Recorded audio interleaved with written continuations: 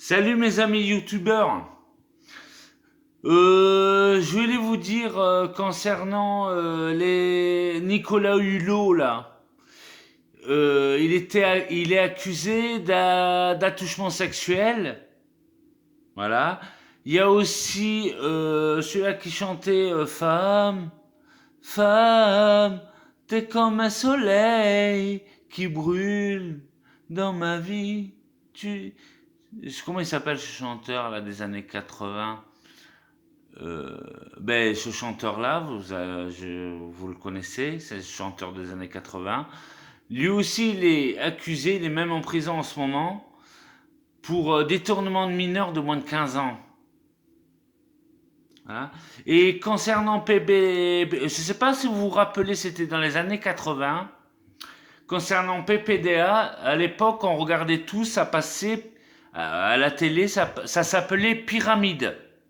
Justement, Pyramide qui passait sur TF1 avec Patrick Laffont, et il y avait Pépita aussi. Vous vous en souvenez, Pépita qui passait dans Pyramide avec Patrick Laffont? C'était en 1987. Eh bien, Pépita se faisait malmener par PPDA. Pourquoi Pépita porte pas plainte contre Patrick Laffont pour agression sexuelle?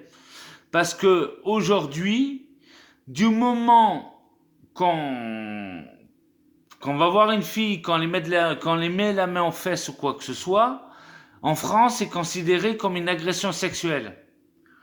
Parce que je vous explique pourquoi. Parce que la loi dit que quand vous prenez quelqu'un par surprise et tout ça, que vous touchez la personne, c'est considéré comme une agression sexuelle. Eh bien, pourquoi Pépita porte pas plainte contre Patrick Laffont à cette époque-là, quand elle travaillait à Pyramide? Pourquoi elle apporte pas plainte? Moi, je pense qu'elle porte pas plainte parce que les faits sont prescrits. Ça s'est produit il y a plus de 20 ans. Mais si les faits auraient été produits il y a moins de 20 ans, elle aurait pu porter plainte. Mais là, porter plainte aujourd'hui, ça servirait à rien parce que cette affaire-là aurait été prescrite. Bon, donc, il ne peut pas, au bout de 20 ans, ça ne peut pas être jugé, cette affaire-là. C'est pour ça que Pépita, elle n'a pas porté plainte. Parce que voilà, les affaires passant 20 ans, tout ce qui est agression sexuelle, passer les délais de 20 ans, eh bien, les affaires sont prescrites et il ne peut pas y avoir d'enquête et les faits ne peuvent pas être jugés. Enfin, voilà, c'est la justice qui le fait. C'est pour ça que les victimes portent pas plainte, parce que ça sert à rien de porter plainte, parce que le temps que l'agression se produise et qu'elle ose porter plainte, eh bien, il s'est passé plus de 20 ans. Mais ça sert à rien de porter plainte si les faits se sont produits il y a plus de 20 ans, puisque les faits ont été déjà prescrits par la justice. Bon, donc, du coup, ça sert à rien de porter plainte. Mais il y a peut-être des affaires plus récentes qui vont ressortir de ça, et ben donc ils n'ont pas été eux prescrits, ben donc du coup pourront aller jusqu'au bout. La justice pourra en tenir compte. Mais là, Pépita et tout ça, on n'a pas porté plainte parce que ça se produit il y a plus de 20 ans. Alors ça sert à rien de porter plainte en ce cas-là. Hein? Par exemple, pour les faits qui se sont produits entre les années 79, la fille qui s'est faite violer dans un parking par Nicolas Hulot en 1979 dans un parking, là, elle peut pas porter plainte parce que ça a été prescrit. Ça veut dire ça s'est produit il y a plus de 20 ans. Alors cette affaire-là ne peut pas être traitée par la justice. Voilà. Bon, donc cette affaire a été prescrite. Mais bon, il faut porter plainte tout de suite. Mais beaucoup de femmes ou d'hommes n'osent pas porter plainte. Soit parce qu'elles ont peur, ou qu'ils ont peur, et qui croient surtout qu'on ne les croirait pas. Parce que souvent, ce genre de procès, c'est parole contre parole. Ça veut dire que vu que c'est parole contre parole, les dossiers ne peuvent pas arriver à bout, et bon, donc sont classés sans suite.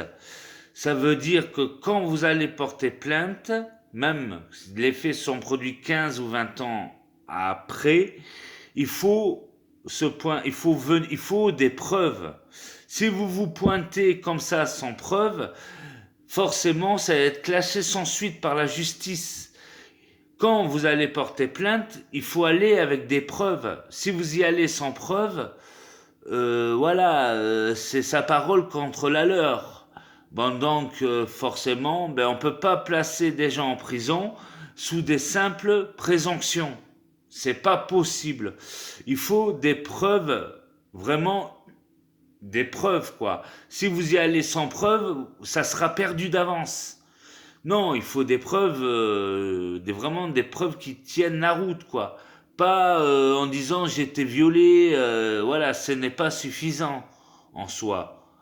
Dire ça, même en portant plainte sans preuve, les chances sont très faibles pour que l'affaire réussisse devant la justice. Bon, donc, si vous vous présentez à un commissariat, vous pouvez le faire, mais surtout amenez les preuves avec vous de ce qui s'est produit au moment où ça s'est produit. Ou sinon, vous êtes perdant. Voilà. C'est perdu d'avance. Voilà, je tenais quand même à vous le dire, quoi. Avant de porter plainte, il faut avoir les preuves, toutes les preuves qu'il faut nécessaires, que ce soit ADN ou palmaire ou peu importe, mais il faut de l'ADN, il faut du palmaire, ou il faut des preuves, tac, vous voyez, la preuve, tenez, là, la preuve, je l'ai. Si vous avez ça, vous êtes gagnant. Mais si vous arrivez sans preuve, juste en disant avec ce qui s'est passé avec vos mots à vous, mais sans preuve formelle, là, c'est perdu d'avance. Autant que je vous le dise direct. Avant de porter plainte, il faut avoir des preuves. Et ces preuves, il faut les amener avec vous au commissariat. Il ne faut pas vous amener au commissariat les mains vides, parce que la personne vous croira. C'est pour ça qu'il faut des preuves formelles pour ça. C'est pour ça que je tenais à vous mettre au courant de tout ça. Allez, bonne soirée, réfléchissez bien à tout ça.